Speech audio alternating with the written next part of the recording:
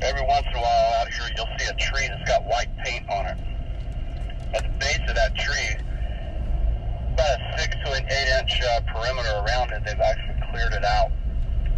And they're watching and observing that tree because it probably had pine beetles in it. Most people don't know this, but all of these trees out here have pine beetles. And when the pine beetle, the larva is about the size of a grain of sand. A grain of rice. And what happens, the tree has this natural means of protecting itself. When the beetle burrows into the tree and lays an egg, the tree naturally uses its sap and expels the egg or the larva out of the tree by using sap. Wow. And so most of these trees are capable of getting rid of the egg and the larva by natural means. If the pine tree is weak, or it's sick, or it hasn't gotten enough water, or something else has caused it to weaken the health of the tree, it will still try to produce enough sap to push the egg or the larva out of the tree. But that sap is needed for the survival of the pine tree. So what will happen is it'll run out of sap and it won't be able to spare any more. And then when that larva hatches out, they start eating underneath the bark. And that's what starts killing the tree. And you'll find the little trail marks underneath the bark where they are digging tunnels and stuff. So a good healthy pine tree might have pine beetle little burrows in it, but it's able to expel the bad guys with its sap and live on. It's the trees that are weak, that can't afford to keep giving up sap, are the ones that die from it. The bad thing is once it can't push any more of the egg or the larva out of the tree, that means that those pine beetles can really start multiplying in that tree. Whereas other trees, they can go in and lay eggs, but there's no multiplying. So they have limited number of beetles attacking that one tree because none of them can reproduce. But the tree that's affected, it's unhealthy, it actually gets a double whammy because now it's a breeding ground. It's a breeding ground for those same beetles.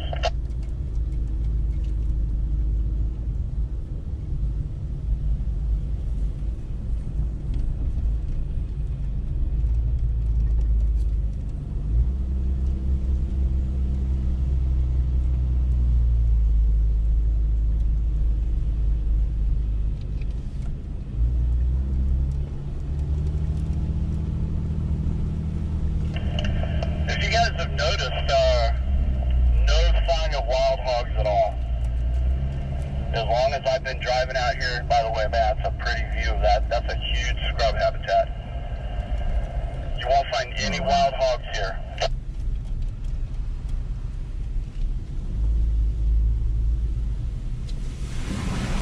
I don't know where that is. You know, that scrub habitat to our left, Tiger Bay is between where I live in Daytona, and there's wild hog sign out there. 385,000 acres out here. I've never even seen hog sign. I've even got my trail cameras out here. I see bear, bobcat, turkey, deer. Never seen a wild hog.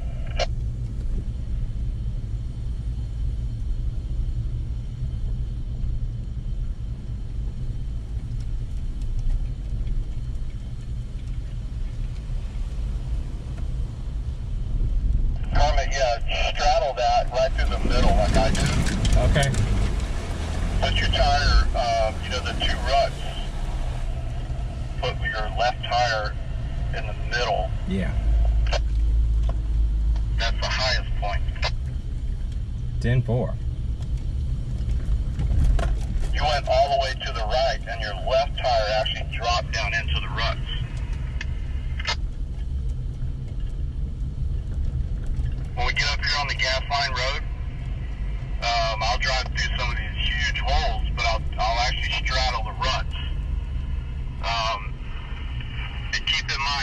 say whatever you do, don't drive through that hole. I mean it.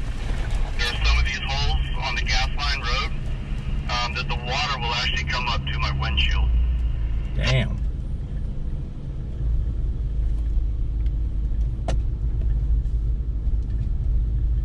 Obviously, this is the main road, so cross it with caution. On the other side, there are pretty bad holes, so drive off to the far right if you want to avoid those. Jeremy, should I put it in 4 high? Yeah, put it in 4 high, Nick. Yeah, you might want to slow down just a little bit back, slacken up a little bit. My daughter had to put it in 4 high, and it took her a second. 10-4.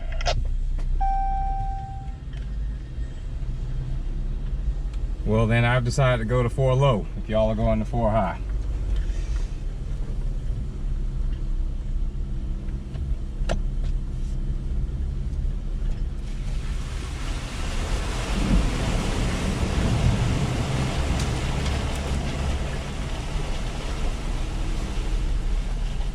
You know, when I keep all the windows down, sometimes I'll go through those holes in 4 high just to keep my wheel from spinning so it doesn't get all over my rearview mirrors or inside my Jeep. Not because I have to, but because I don't want the wheel spin. Yeah, well, I don't have the 2-wheel option. I've just got, you know, all-wheel high, which is front wheel bias, and then intentional 4 low. Yeah, I got you.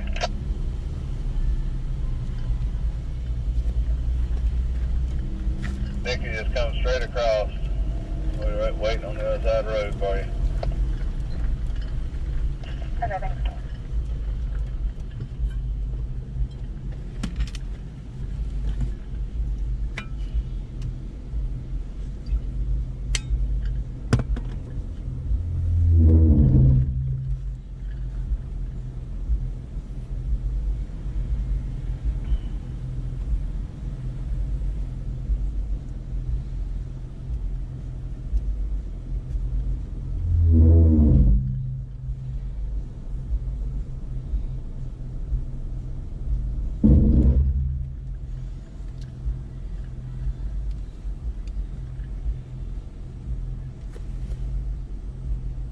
All right, nice smoke coming from the water getting all up into my engine.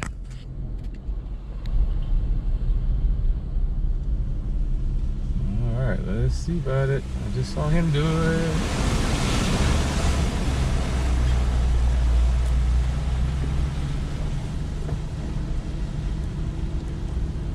A lot of water, Kermit. You gonna be okay? Hey, so far so good, I think. Yeah, you're good.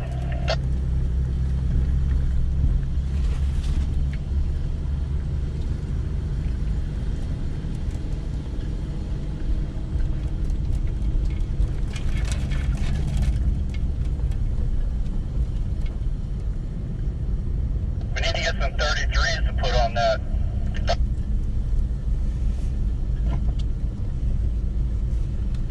Past 32, I'm gonna need somebody who knows how to weld because I'll have to remodel it.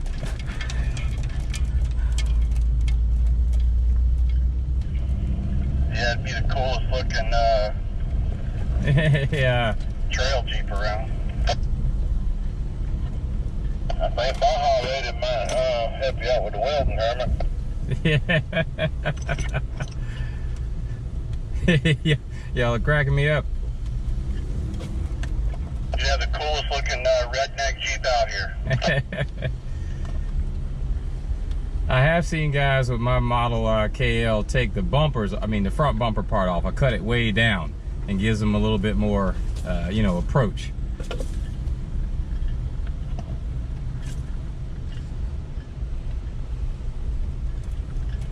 Break it on down.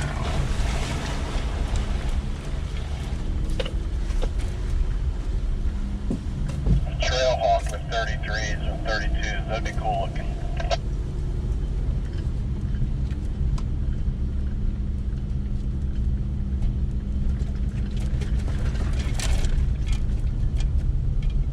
Yeah, that's my plan. Probably by like March of next year. I'm planning to go ahead and go up on the tires. Yeah, Cameron, don't get a 33s. Go ahead and get a 35.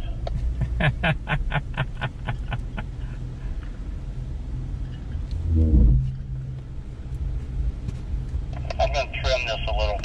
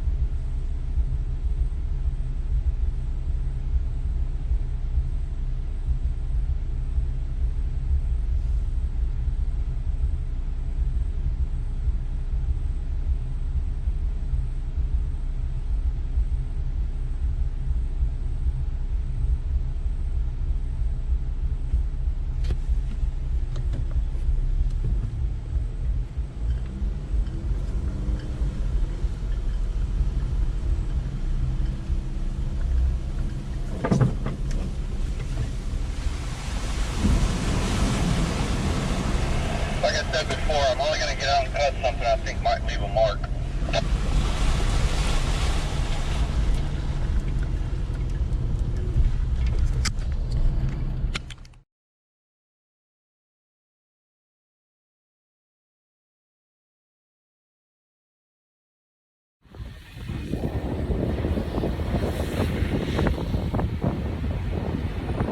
Hey, anybody, $5 and I'll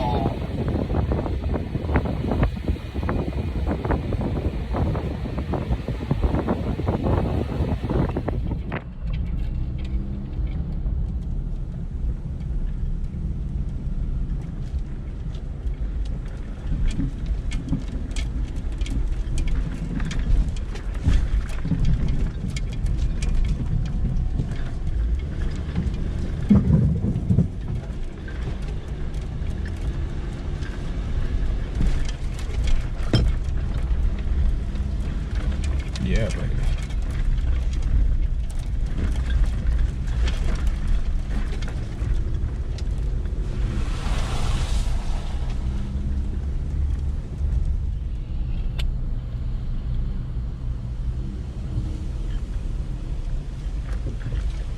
I didn't pay attention. Yes, sir.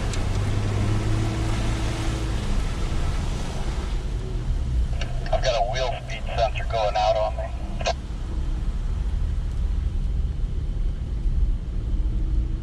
Pretty much a common thing with a Jeep, isn't it?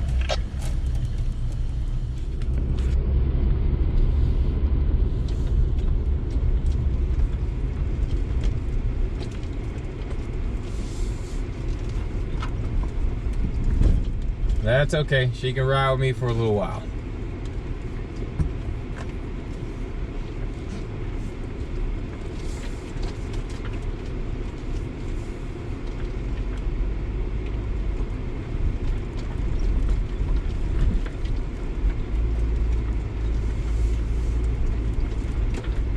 So, you guys want to hear something really cool about ticks? Sure.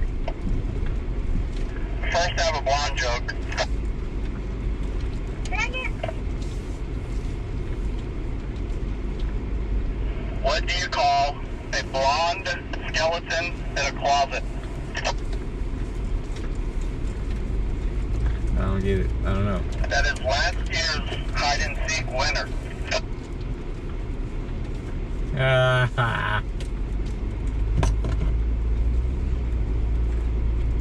You may have to explain that to some of the ladies, the young girls.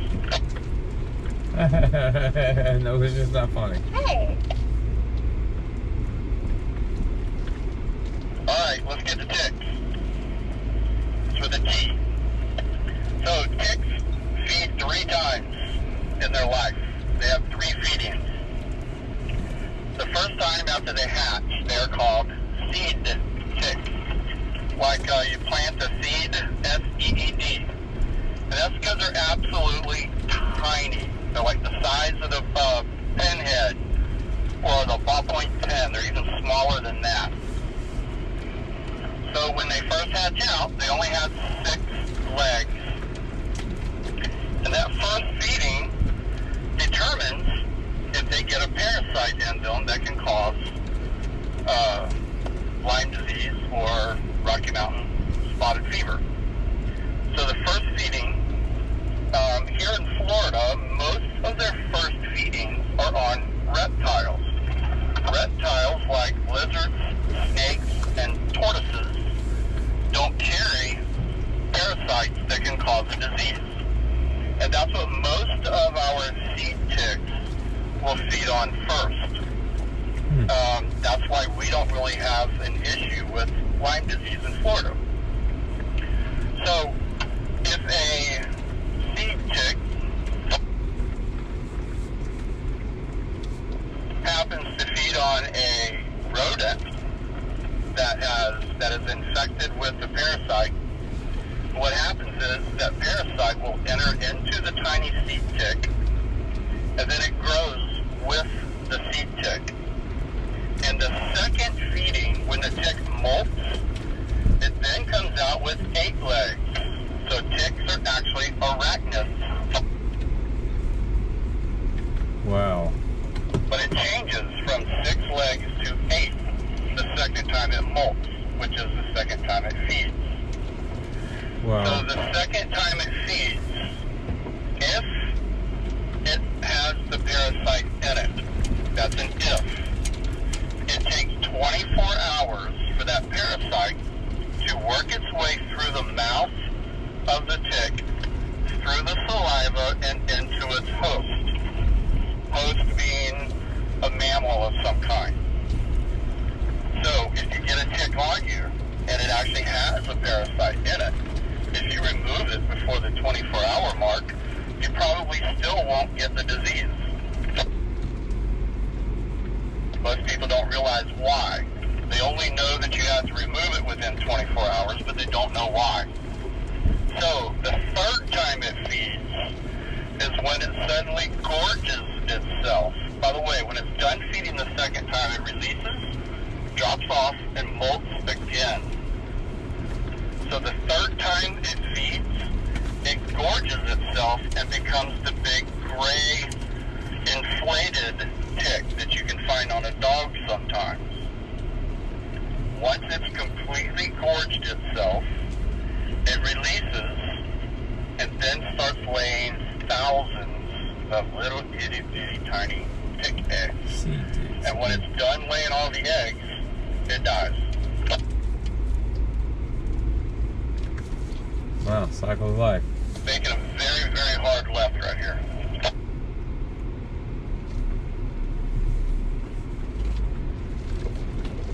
Keep it at that.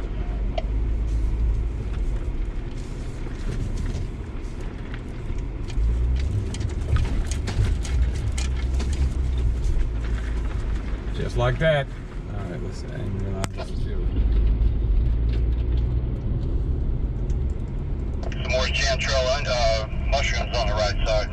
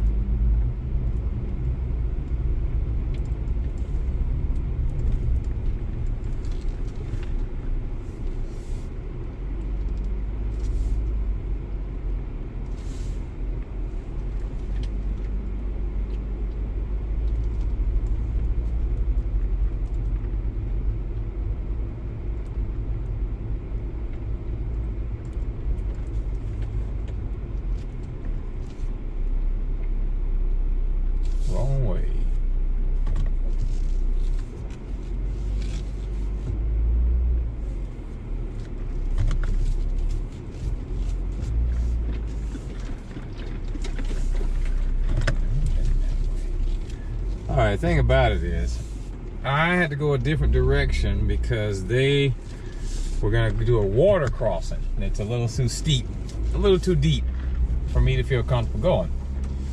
Thing is, he said, though he has not been down this way,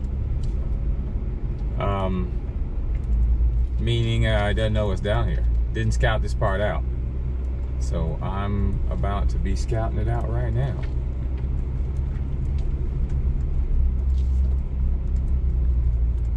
All right, at least I'm back on the map scene. They went that way.